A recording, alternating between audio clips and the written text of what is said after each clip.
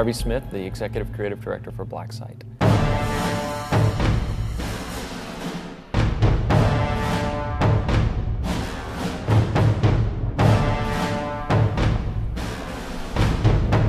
First-person shooter is, in some ways, a moving camera going through the world. Yeah, so one of the things that's important for the game is environments. It's obviously a shooting gallery that moves. It's obviously a bunch of interesting game mechanics. How does this weapon function? How does that weapon function? What does this enemy do? How do those things interact with the environmental objects? All those things working together as a complementary system we call the gameplay ecology. On top of all that, the environments have to be beautiful. And so Pete Franco is our art director and Brian Hagan is our lead concept guy, and they're constantly working with me as the executive creative director to get right the tone, the mood, the feel of the environment, the vibe, if you will.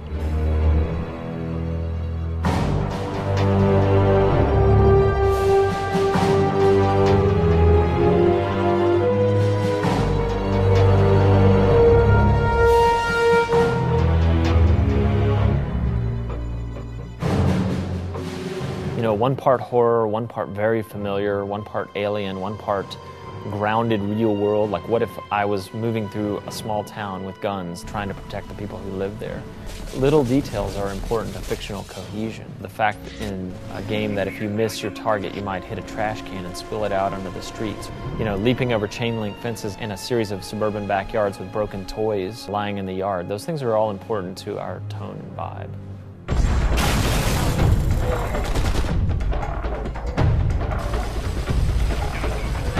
One of the things we're really trying to do is leverage the interesting work that the Stranglehold team has done with destructible environments. We are really going after the massive destructibility as a feature.